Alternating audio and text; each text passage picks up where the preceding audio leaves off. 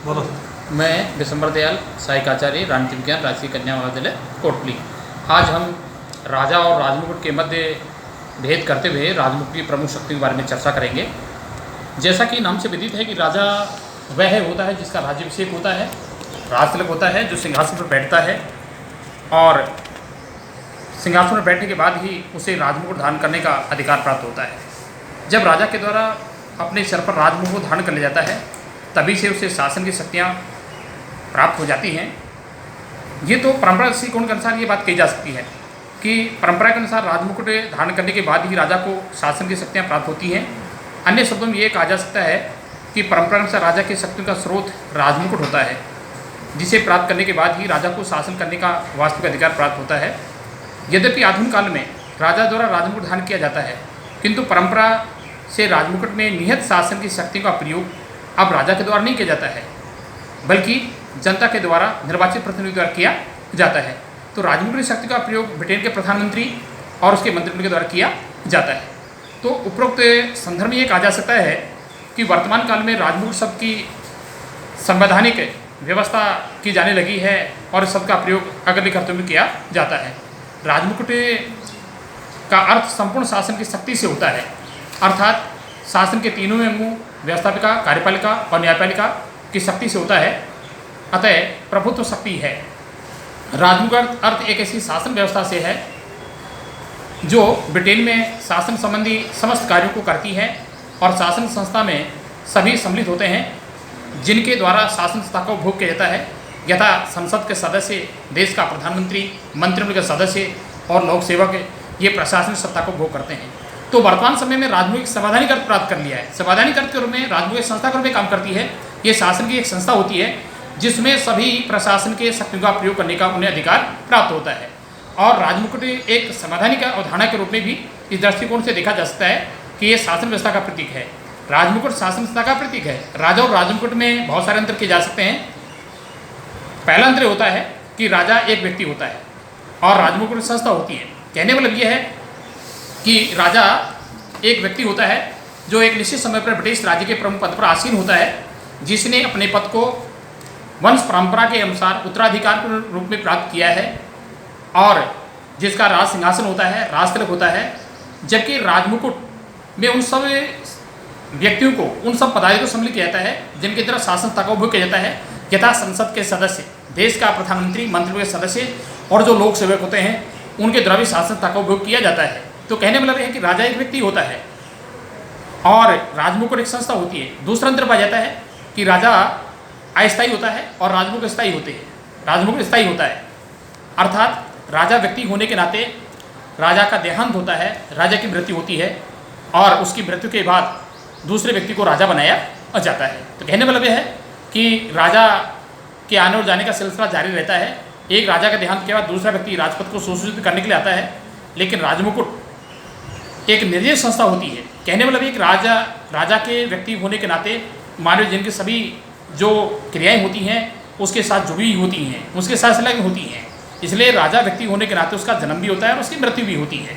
लेकिन जो संस्थाएं होती हैं वे न तो उनका कभी जन्म होता है और न कभी उनका अंत होता है। इसलिए राजा अस्थायी होता है, राजमुकुट स्थायी होता है। तीसरा अंतर पाया जाता है कि राजा वास्तविक प्रशासनिक क्षेत्र में शक्तिहीन होता है, जबकि राजमुकुट वास्तविक कार्यकारी होता है। कहने मतलब यह है कि वर्तमान समय में ब्रिटिश संविधान के द्वारा संसदात्मक शासन प्रणाली को अपनाया गया है, अर्थात ब्रिटिश संविधान को संसदीय शासन प्रणाली का जनक भी कहा जाता है। इसलिए संसदीय शासन प्रणाली की मुख्य विशेषता होती है कि शासन की शक्तियाँ ऐसी मंत्रिपरिषद में निहित होती हैं जो प्रत्यक्ष रूप से वयस्क मताधिकार के आधार पर देश की जनता के द्वारा निर्वाचित होती है। अतः सम्राट उत्तराधिकार के रूप में अपने पद को प्राप्त करता है, वह जनता के द्वारा निर्वाचित नहीं होता है, चुना नहीं जाता है। जबकि देश का जो प्रधानमंत्री होता है, जो मंत्रिमंडल सदस्य होते हैं, सिद्धांत रूप में जो शासनिक शक्तियाँ होती हैं सम्राट को प्राप्त थी, आज वे लोकतांत्रिक शासन प्रणाली में मंत्रिमंडल को हस्तांतरित हो गई हैं। उन शक्ति का प्रयोग राजमुकुट द्वारा किया जाता है। कहने मतलब यह है कि शासन में सभी महत्वपूर्ण निर्णय राजमुकुट के द्वारा ही ले जाते हैं, राजमुकुट के द्वारा ही निर्णयों को क्रियान्वित किया जाता है। इसलिए वास्तविक प्रशासन में राजा एक रबड़ की मोहर के रूप में काम करता है। ब्रिटेन में संसद के द्वारा पारित किसी भी विधेयक को राजा के द्वारा वापस नहीं लौटाया जा सकता है, जबकि राजमुकुट के द्वारा वास्तविक प्रशासन के क्षेत्र में जितने भी महत्वपूर्ण जो विधेयक होते हैं, इस प्रकार के विधेयकों को राजमुकुट के द्वारा ही संसद में रखा जाता है, उसे पारित करवाया जाता है। अतः वास्तविक प्रशासन के क्षेत्र में राजा शक्तिहीन होता है और जबकि राजमुकुट शक्तिशाली होता है, पावरफुल होता है। अगला जो अंतर बताया जा सकता है कि राजा व्यक्तिक होता है और राजमुकुट एक सामूहिक होता है। कहने का मतलब यह है कि राजा का जो पद होता है केवल एक ही व्यक्ति होता है जो पद को सुशोभित करता है, और राजमुकुट एक संस्था होती है और सभी का सामूहिक व्यवस्था होती है। तो कहने का मतलब यह है कि राजा और राजमुकुट एक दूसरे के पर्यायवाची नहीं होते हैं। यद्यपि राजमुकुट शासन सत्ता का प्रतीक माना जाता है, तो लेकिन वर्तमान समय राजमुकुट सरकार से संवैधानिक जो प्राप्त कर लिया है उसके अनुसार राजमुकुट का आशय उन सभी संस्थाओं से है, उन सभी लोक सेवकों से है जिनके द्वारा शासन सत्ता का प्रयोग किया जाता है। ब्रिटिश संविधान में राजमुकुट को महत्वपूर्ण अधिकार और शक्तियाँ प्रदान की गई हैं, जिनका वर्णन अग्रांकित बिंदु के अंतर्गत किया जा सकता है। सबसे पहले बात करते हैं प्रशासन के क्षेत्र में, अर्थात कार्यपालिका क्षेत्र में राजमुकुट को महत्वपूर्ण अधिकार शक्तियाँ प्राप्त होती हैं। ब्रिटेन में राजमुकुट के द्वारा लोक सदन में बहुमत प्राप्त दल के नेता को प्रधानमंत्री पद पर नियुक्त किया जाता है। अर्थात ब्रिटेन में प्रधानमंत्री की नियुक्ति राजमुकुट के द्वारा ही की जाती है। प्रधानमंत्री की सिफारिश के अनुसार प्रधानमंत्री की सलाह से अन्य मंत्रिमंडल सदस्यों की नियुक्ति की जाती है और उनके मध्य विभागों का विभाजन भी राजमुकुट के द्वारा ही किया जाता है। देश का राजमुकुट प्रधानमंत्री की सलाह के अनुसार तय करता है कि मंत्रिमंडल से कौन से सदस्य को कौन से विभाग का प्रभार दिया जाए, उसे उसके क्या दायित्व दिए जाए। तो सभी महत्वपूर्ण जो पदाधिकारी होते हैं उन सबकी नियुक्ति भी राजमुकुट के द्वारा की जाती है। अर्थात अन्य नभ जल थल सभी सेना के जो पदाधिकारी होते हैं उन सबकी नियुक्ति भी राजमुकुट के द्वारा की जाती है। राजमुकुट के द्वारा ही विभिन्न प्रकार की जो हाउस ऑफ कॉमन्स को रिजल्ट डिसमिस करने की जो पावर होती है, यदि इस प्रकार के अधिकार का प्रयोग वह प्रधानमंत्री की सिफारिश के अनुसार करता है। संसद को भंग करने का जो पावर होती है, जो शक्ति होती है, वो भी राजमुकुट के द्वारा वहन की जाती है। समझ जो राष्ट्रीय जो कानून होते हैं, इस प्रकार के राष्ट्रीय कानून को क्रियान्वित करने की जो पावर होती है, उनको लागू करने की जो पावर होती है, वो राजमुकुट के द्वारा की जाती है।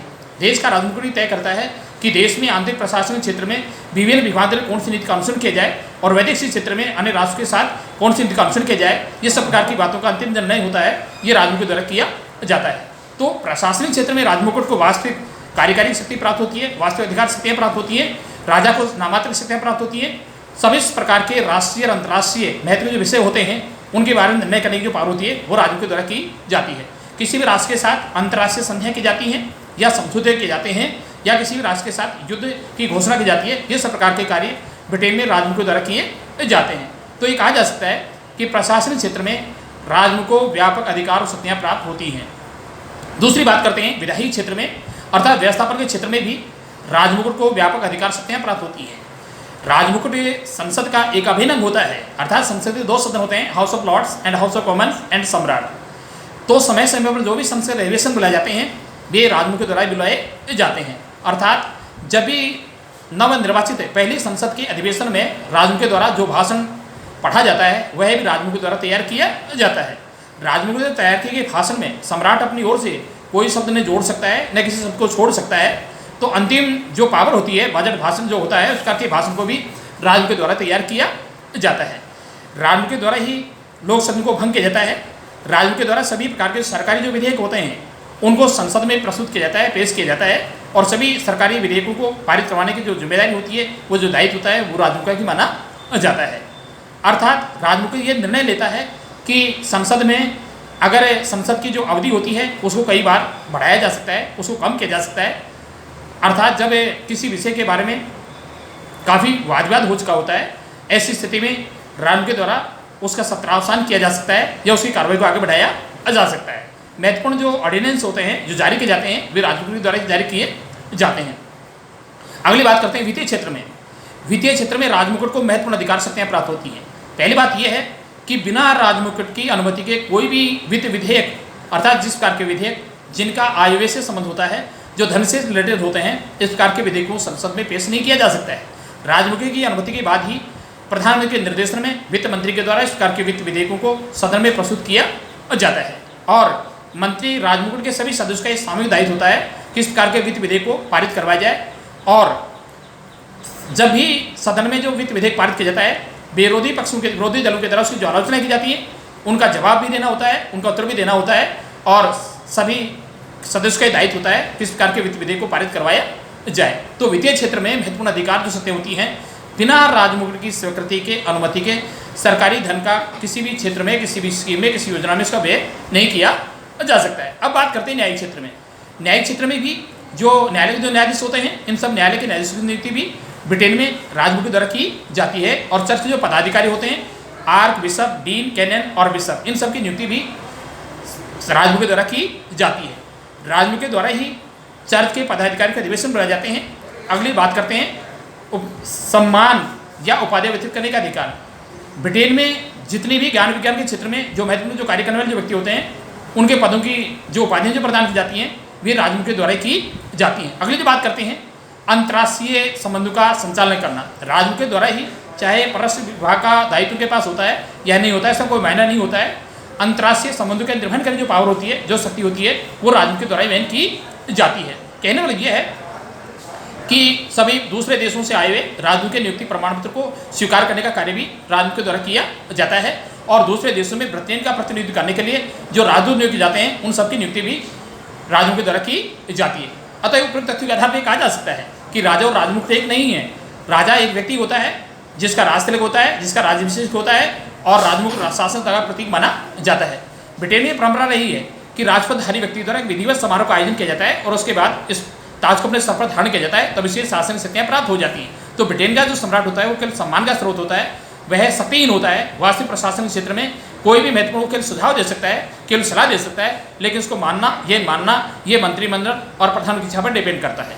वह केवल आग्रह कर सकता है, केवल सुझाव दे सकता है, लेकिन उसे किसी प्रकार की कोई धमकी देने का कोई अधिकार नहीं होता है। किसी भी विधेयक को राजा के द्वारा पुनर्विचार करने के लिए नहीं लौटाया जा सकता है। तो कहने वाला ये था कि ब्रिटेन में राजमुकुट के द्वारा महत्वपूर्ण अधिकार और शक्तियों का प्रयोग करने का पावर जो प्राप्त होती है, वह वास्तविक प्रशासन क्षेत्र में वह कार्यकारी अधिकारी के रूप में रोल अदा करता है। और बाकी कल करेंगे।